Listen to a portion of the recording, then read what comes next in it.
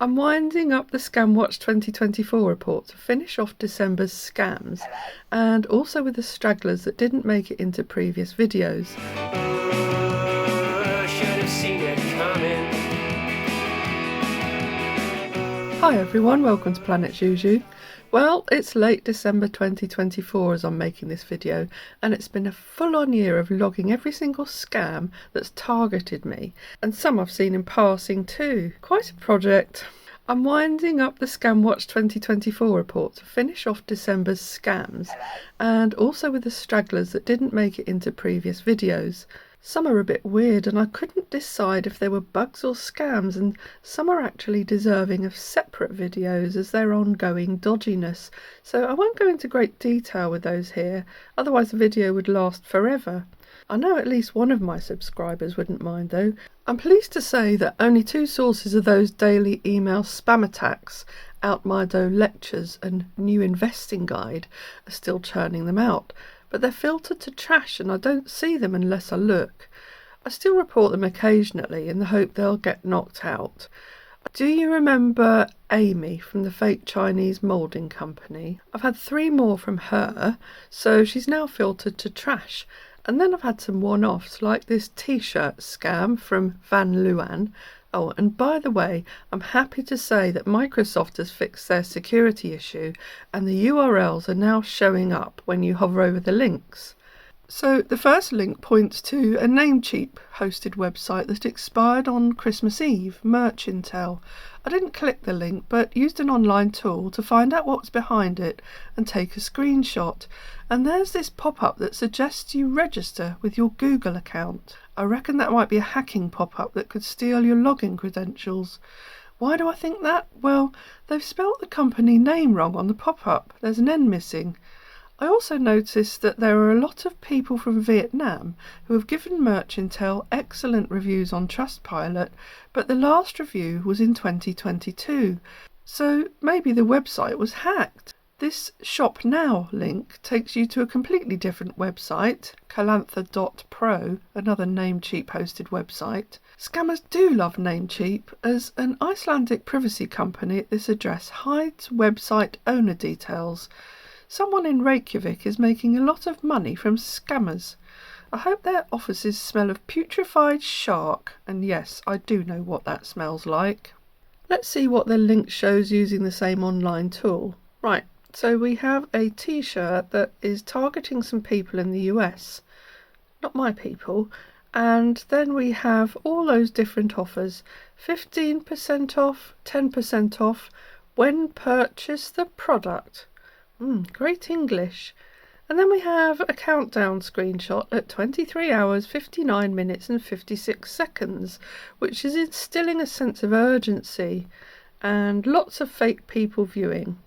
I had the Safe Viewer site take another screenshot a few minutes later and oh look, it's back to 23 hours, 59 minutes and 56 seconds and the fake viewers have gone up to 49. So let's not purchase from this site, eh? Then there are some emails from separate sources, both attempting to access my cryptocurrency wallets. Well, if I had any. The first one is supposedly from Lido, or Lido, but they use lido.com rather than the official website lido.fi. I have no idea what a STETH airdrop is. All this is a foreign language to me, but if you're interested, press pause to read it. The scam has been reported before though, and victims will find their cryptocurrency drained if they register for this fake airdrop. And then there's this one pretending to be from another crypto site called Ledger. I've never had any dealings with them either, but they have several pages on their site warning about scams. This email from recover.com wants me to verify my account by giving them the 24-digit recovery code. And so does this second email from a different source, info.com, but looking remarkably similar in format. Nah, we won't be giving recovery codes to links in emails, will we? The scammers use the end of year as a cut-off date for this next scam email. I don't think I've had this one before. It's definitely more likely to fool someone than a crappy t-shirt or random cryptocurrency email. Sent with high importance, it tells me that my Amazon Prime subscription will be renewing on the 31st of December at 9:26 p.m. How very exact. I don't think even Amazon is that specific. They go on to say that my payment method's not valid and give me this link to amend it. It doesn't even point to Amazon, it's a Google document. Using the URL screenshot tool, it comes up with this fake Amazon page that first wants me to verify my account. So they're not only after my payment details, they intend to hack my whole Prime account. Since I was still able to access that link, I reported it to the fraud team. I logged just a couple more random spam emails, one from another Namecheap domain called crazyflux.com. Some sort of US business and trading news site, probably related to the multiple emails I had, but it was just a single one that I didn't bother saving. And this from Lindsay about a nomination for a resort magazine. That's a type of scam that's getting a whole video of its own, but it's mentioned here as part of the 2024 log. Next we'll go on to phone calls. I'm glad to say these dropped off considerably since the summer. Maybe because I left a lot more to go to the answer phone, I just couldn't be bothered with them. But there have been a few bank scam calls. Most of them have begun with 003, which makes me think the numbers are being spoofed by the same people. This call is from Bank Security Department. We have received 2 charges from your card this morning. The first charge is of £300 from Amazon and the second charge is of £1,100 on an international money transfer website. We believe these to be suspicious and unauthorized transactions as you have never used these services in the past through your card. To allow these transactions, press 1 to cancel or speak to our support team, press 2. Thank you.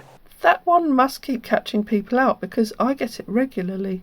This next one is slightly easier to identify as a scam. Have a listen and see if you can spot their error. This call is from Bank Security Department. We have received a charge of £120 from your card this morning for a transaction done for booking train tickets from Edinburgh to London. We believe this to be suspicious and an authorized transaction, as you have never used these services in the past through your card. To allow this transaction, press 1, and to cancel, speak to our support team, press 2. Did you spot it? Yep. How would a bank know the train tickets were for Edinburgh to London? For booking train tickets from Edinburgh to London. All banks can see is the transaction from the vendor, not what you actually purchased. So if a bank phone's telling you what you've bought, that's a scam. The robocalls are always fun to mess with. So here's Gabby. Hello. Hello there, it's Gabby here. I'm the local energy advisor in your postcode area. I understand that you are the homeowner there at the property, is that correct? No, why do you want to know that? Lovely. Okay, so I'm glad I've got the right information. So I assume, like most homeowners, you probably have taken advantage of the government scheme in the past where they put the fiberglass loft insulation up in the loft area in the last 10 to 20 years. Is that correct? Yeah, we got some purple stuff up there. And can I ask, is it a normal loft for storage or has it been converted into a bedroom? It's open to the sunshine. So, can I just ask, is the loft converted into a bedroom space or an office, or is it just normal loft space where you might use it for storage, etc.? It's actually open to the sunshine. It's a spa. Right, okay, no problem at all. Thank you, we'll leave it at that. Thank you.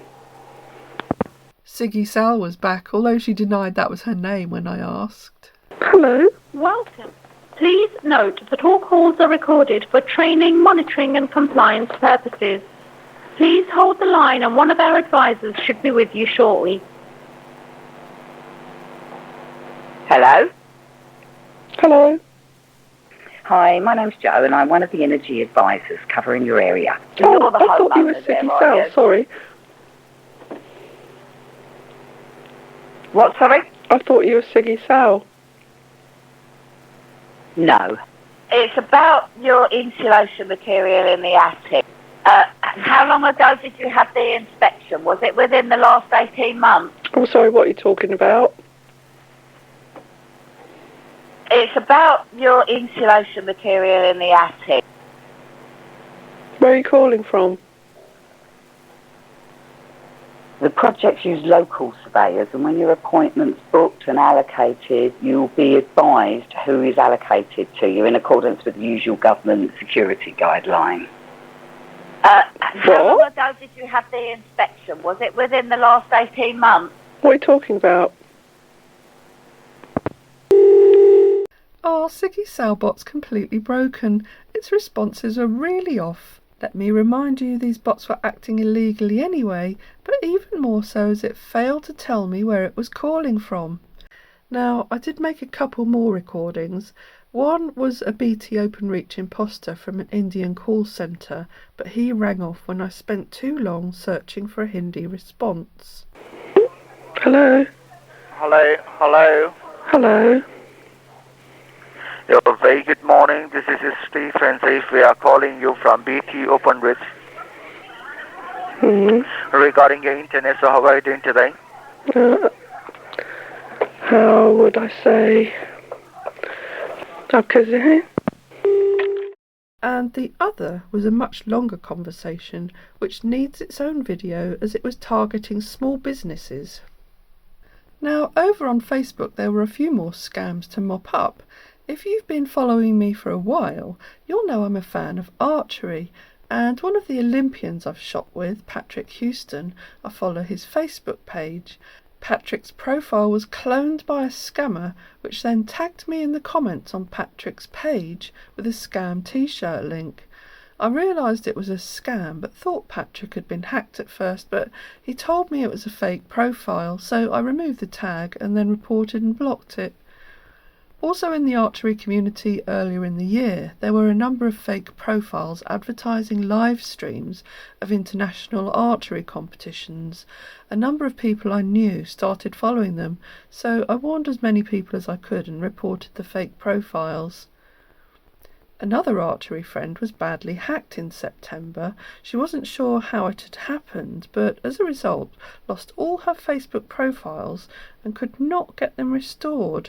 It cost her a new laptop, and I don't think she has fully recovered from that trauma. My nephew was targeted by being tagged with a scam post from a friend who'd been hacked.